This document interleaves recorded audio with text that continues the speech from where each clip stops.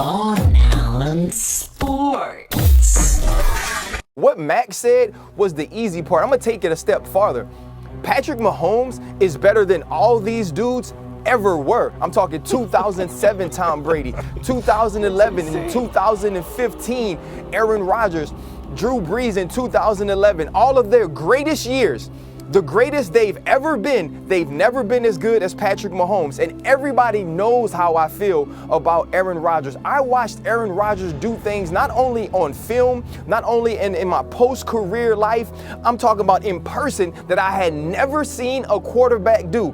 And I've seen Patrick Mahomes do those things and then do more. It made me wonder, what if I pulled up every quarterback who was selected to All-Pro First Team since 1978. Now, I got rid of some guys here because I narrowed it down to you had to play in 15 games. Let's start with completions. Surely Patrick Mahomes has the most completions of any First Team All-Pro. Remember, Patrick Mahomes is better than all these dudes ever were. Oh no, Patrick is seventh. Seventh in a time where they're passing more than ever. In a time where Andy Reid doesn't know anything but pass plays. And by the way, everything I've selected, the ones in orange, these are all guys who are currently still playing, just for quick references. Now, completion percentage, he should be able to compete in the completion percentage area. Patrick Mahomes is better than all these dudes ever were. Uh-oh, where the hell is Patrick? I can't even find him. Steve Young, Matt Ryan, Tom Brady, Rich Gannon. Look at old Rich he made several appearances now. Peyton Manning, wow.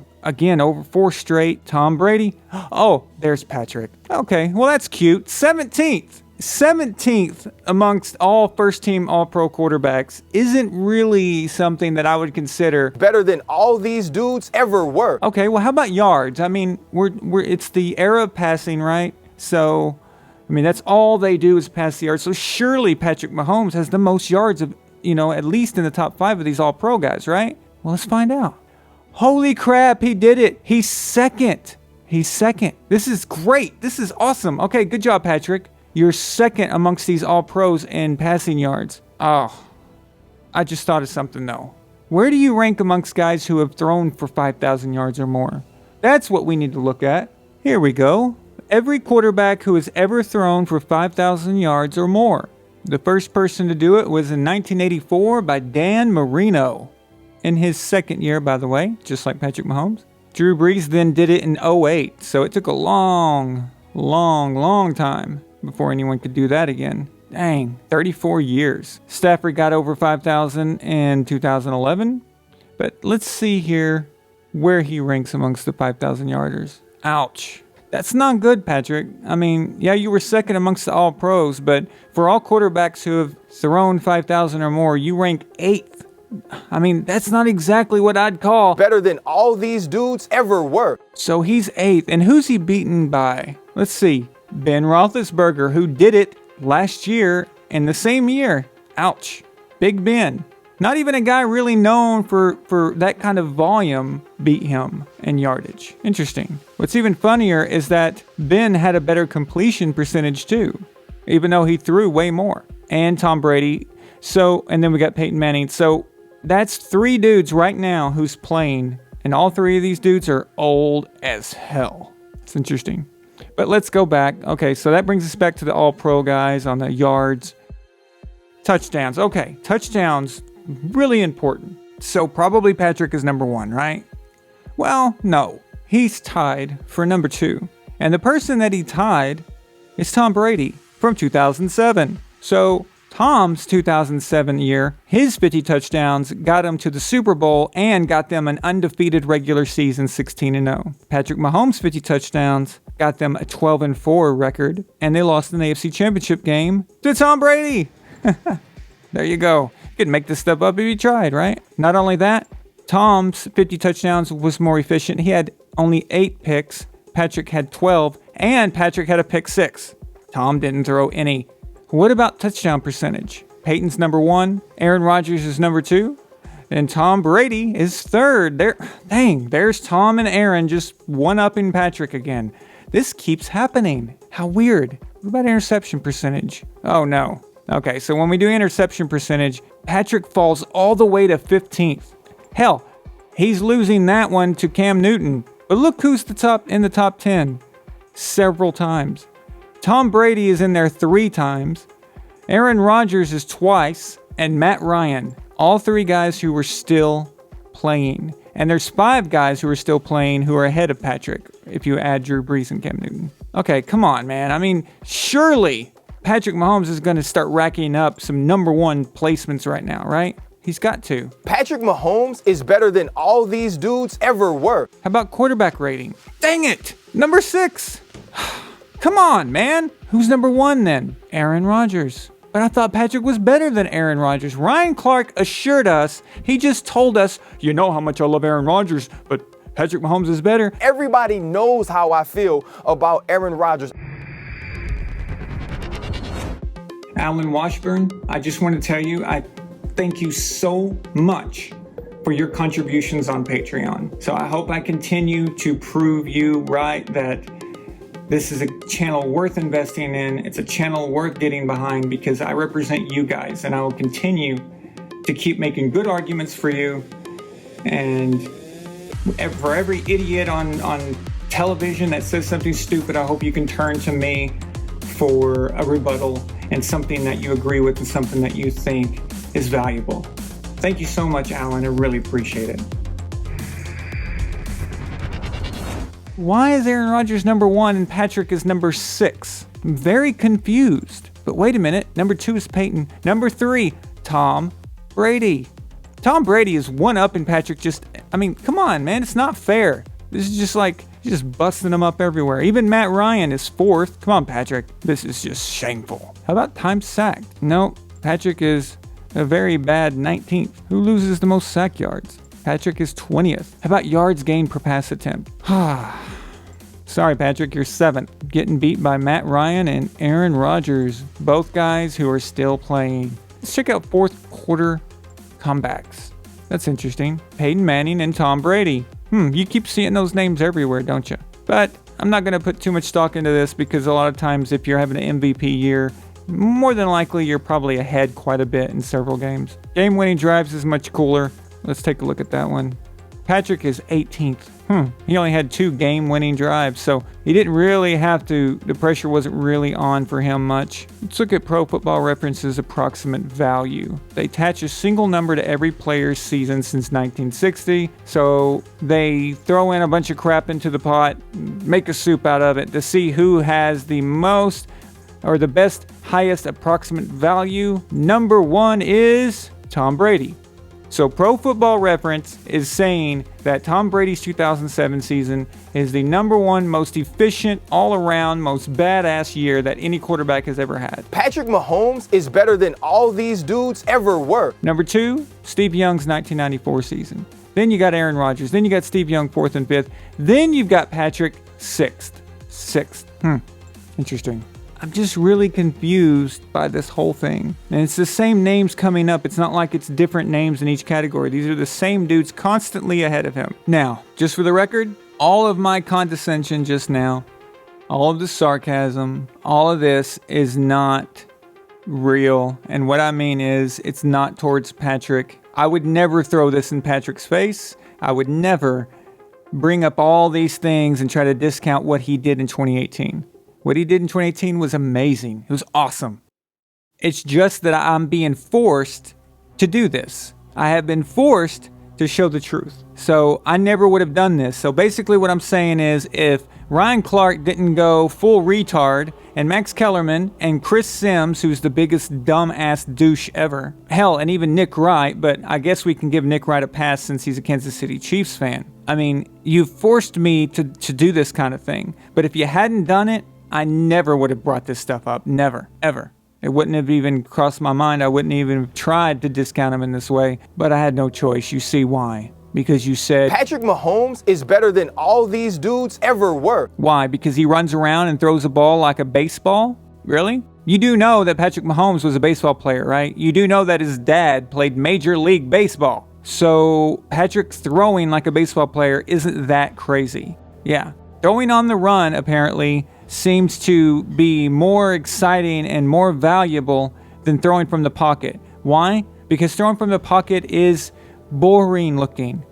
It's not exciting. He's not running around going crazy, contorting his body and all kinds of stuff. And maybe Tom and Peyton and those guys, they don't have as much torque, you know? Cam Newton had torque. Even Steve Young had torque. Randall Cunningham had a lot of torque. In fact, Randall Cunningham, I think, still is cooler looking and a overall more exciting player than Patrick Mahomes is right now. And again, that's not a knock on Patrick. I'm just saying that Randall Cunningham was just that awesome.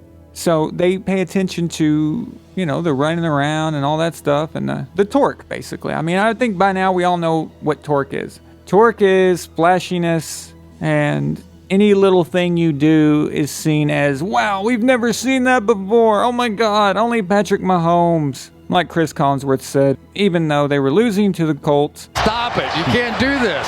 You can't escape. You can't make these plays. You can't make these throws. Patrick Mahomes, just stop it. Stop it. Stop it. You can't do this. You can't escape. You can't make these plays. You can't make these throws. Patrick Mahomes, just stop it. We haven't seen this. Only Patrick Mahomes. Even Al Michaels got involved, who's usually pretty neutral for the most part, but even he got involved. Only Patrick Mahomes. Really? All the way back. Turning the corner. Fires downfield. Caught. Touchdown. Only Mahomes. I wish I had words to describe what I just saw. First of all, because it was 3rd and 17, he has to buy some time for his receivers to get down the field. I just don't remember anybody doing what this young man has done so far in the league. I just don't remember anybody doing what this young man has done so far in the league. I guess they forgot that, you know, they didn't notice. If you listen to their commentary when Jacoby Brissett runs the ball in himself, it was like dead ass nothing. It was like, okay, whatever. Why? Because I guess Jacoby Brissett didn't do a somersault into the end zone. He just quietly ran in and, okay. People make too big of a deal out of throwing on the run. Yes, it is exciting and it looks cool. But if you can run, if you have the gift of running, like there's guys that just don't have it. Like Tom is, of course, everyone knows that. Peyton Manning don't really have it. So they don't do it very often. But if you do have that ability to run, if you've got no other choice, try it. Because what happens is the longer you extend the play, the easier it becomes for the offense to get open. And the harder the job is for the defense. Which means that as Patrick is running around, the longer he's running around, he's going to find a guy wide open. The likelihood of a completion is not that crazy, actually. In fact, when I see a guy on the run like that, and I'm pretty much expecting him to complete it if he throws it inside the numbers, because I know he's probably throwing it to a wide open guy. Well, there's a high probability of making that completion, and that's why people go so crazy over it. And not only that, I've been seeing this done for decades. In fact, we can go back to the 1960s and see this done. I don't know why all of a sudden everyone is acting like this is something new. It's just not. Now, put the anointing oil away, okay?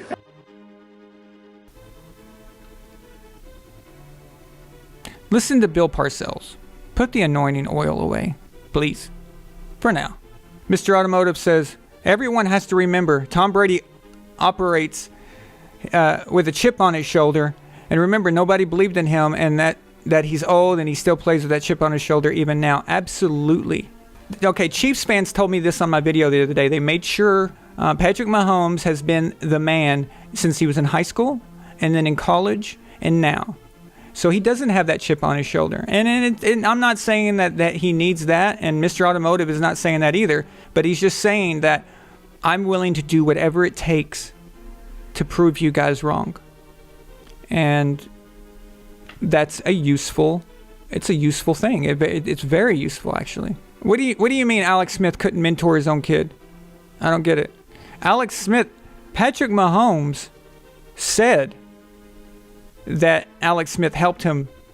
And he even said, the reason I was able to come out the gate in week 1 last year and it was like I just was playing the whole time. He said that was Alex Smith. So we're going to have to take Patrick's word for it that Alex is a good mentor. Yeah, okay, Alex, yeah, okay. Adam, yeah, Alex is one of the best game managers of all time. That's not a bad thing. Alex found his his niche, the thing that he's good at. And he did it well. I remember everyone was making fun of him when maybe it was 2016. He had the most big plays, deep ball plays of anybody in the league, and everyone was calling him Mr. Checkdown. Does that sound familiar? The big plays, the over 20-yard plays and all that? Yeah, Patrick Mahomes has those right now. Alex was doing that in Kansas City. So, and I'm not saying that to discredit Patrick. That's not where I'm going with this, so don't even start. I'm actually saying it to credit Alex. I also remember Alex beating my team twice. And actually, Pats fans, you would say beating is an understatement. He flat out destroyed us twice. And how did he do it? Well, it was effective, I'll tell you that much. Oh, I know you didn't mean that as a bad thing. I was actually agreeing with you. He is the best, one of the best game managers of all time. I was just saying, on top of that, people think that game manager means something bad, and it's not. I don't know why people think that's bad. I don't get it. Game manager can get you Super Bowls. Brad Johnson got Tampa Bay Buccaneers a Super Bowl. Trent Dilfer was a game manager, and he got the Ravens a Super Bowl. There's nothing wrong with being a game manager. But I want to point out something. Going back to rookie years, or what Max is referring to as Mahomes' rookie year, being his first year starting. Kurt Warner did all that I just mentioned. Tom Brady won a Super Bowl. All right? And he had one of the most famous drives ever in Super Bowl history as a first-year starter. I guess that doesn't mean anything. Oh, by the way, he won Super Bowl MVP as well. Super Bowl MVP, regular season MVP. Which one would you want? Chiefs fans, I want to ask you this right now. I'll make you a trade. I'll say, Chiefs fans, I'm a time lord. Okay? I'm like Doctor Who. I'm a time lord. And I grant you, I'll give you a choice. Patrick Mahomes has a very mundane regular season. Very just average. Okay? Let's say he has a Carson Wentz type season or whatever, okay? And so he doesn't win the MVP. He's not getting all this hype, all that crap that's been going on. But he takes you to the Super Bowl last year, and then he wins Super Bowl MVP, and the Chiefs are now Super Bowl champions. And not only are they Super Bowl champions, but it means that they won the AFC Championship game, meaning that they won the Lamar Hunt Trophy as well. So that's even extra good for you guys, right? Would you trade it? So I'm the Time Lord. I'm going to give this to you. So I would trade you that regular season MVP and all that hype for Mahomes getting the Super Bowl MVP trophy, but no stats. What would you say to that? Now, if you're an honest person and you have some sanity left in you, you would trade me. You would say, Mr. Time Lord, would you please trade me for that? Okay. And then I would say, yes, you're very intelligent and that's the good choice. Okay? And then once you say that that's what you would pick, you have proven me right. You have proven me right to say that Tom Brady winning the Super Bowl in his first year as a starter is better than Mahomes' first year as a starter. Okay? So, just like that, I've led you down a path by saying things just a certain way, by rearranging things a certain way, and now you see my viewpoint. You see what I'm talking about. Well, hopefully. Okay, well, as you know, Pro Football Reference is probably the most important stats website on the internet. At least for me it is. And I have an appreciation for what they do. But I just wanted to look up something because I was curious. So when Ryan Clark was saying all those things, he was mentioning players who were all active. So I just wanted to do a quick look to see approximate value. Now, approximate value is a number that Pro Football Reference assigns to a certain quarterback's season, how valuable it is. And it's a formula made up of all kinds of different things. And this is what we have. This is all active players. So according to Pro Football Reference, Tom Brady's 2007 season is number 1. Aaron Rodgers' 2011 season, number 2. Now, I'm pretty sure that Ryan Clark mentioned both of those years, and both of those years have a higher value than Patrick Mahomes, who's 3rd, which is excellent. It's very good. Not taking anything away from him, but just, you can't make statements like this. It's just ridiculous. And look, you've got Tom Brady 4th. So Tom Brady is appearing twice. And in 2011, he didn't even get the MVP. And he only has 1 point less than Patrick Mahomes' 2018 season. And then you got Aaron Rodgers again in 2014, which I'm certain when Ryan Clark was mentioning Aaron Rodgers' year when he said 2015, he really probably meant 2014. So of the top 5, Tom appears twice, Aaron appears twice. Patrick can't appear twice because he's only played 1 full season. But the fact that he's only played 1 full season is precisely why you cannot say something as stupid as he's better than these dudes ever were. I think I've made my point basically. I mean, we could do this all day. I could just keep busting him up all day long about this, but I think we've got it. So that's my problem. I would never use these things against Patrick. That's just stupid. That's not what this is about. This is just to prove a point that stop making so many outlandish statements. And you know what? Ask these guys to debate me. I know they never will because they're cowards. Guys like Ryan Clark, Max Kellerman, Rob Parker, Nick Wright, Chris Sims, these dudes, they talk shit all day long, every single day, without any type of responsibility to what they say, no accountability. Because the person sitting across from them is scripted as well to take a certain stance. So they're not really trying to get to them. And come on, Stephen A. Smith is not going to sit there and brutally destroy Max Kellerman in an argument. Neither is Max going to try to do that to Stephen. Not really. They're never going to go after each other for real. Just about everything you see is fake. Chris Carter is not going to go after Nick Wright the way he should. And the closest that you get to that is Eric Mangini, who goes after Nick Wright and who goes after Rob Parker. And he goes just about as far as you can, but I would be free to just say whatever I need to and even if it hurts their feelings, whatever. I'm not their working partner or whatever. So I can do that, but they'd never have me on. I mean, you know what? I'll do it for free. Just put me on there, on one of their shows, on Nick Wright and Chris Carter's show or something like that. I mean, come on. They've had like no-name rappers, people you've never even heard of, and just random people on their shows, and they can't have me on their show? Come on, that would make great television, by the way. Everyone would be talking about that. Some just random guy from YouTube is going to debate these guys with no holds barred. I mean, could you imagine? The ratings for that video would be awesome because everyone wants to see the everyman, the fan, the guy like you, the average Joe. They want to see them get up there and make a fool out of these guys, but they won't do it. And that's precisely why they won't do it. They're chicken shit. They're afraid. Why would they risk what they have? They can sit there and talk junk every single day without any rebuttal, without any accountability whatsoever. They don't have to listen to anybody. They don't even have to defend it. It's the perfect job. You just get to talk junk all the time without no repercussions at all. If you get any repercussions on Twitter, you can be like Rob Parker and basically just block anybody you don't want to hear. So there's always that. These guys are pathetic. They're lightweights. I don't know why the producers of these shows think that these guys are good. They're not. They don't say anything of substance ever. But get on Twitter, send the hashtag DebateVAS, get that out there, send it to all those asshats, get it going, send it to the producers of the show, send it to the shows themselves. Maybe one day. You never know. I mean, probably not, but you never know. Let's get them to listen.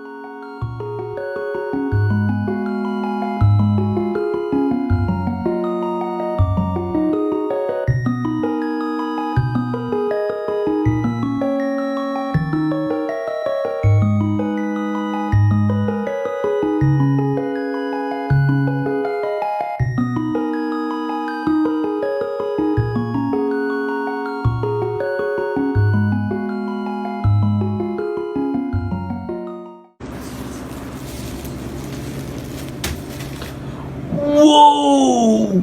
Look at that torque! That's incredible on so many levels! Von Allen Sports.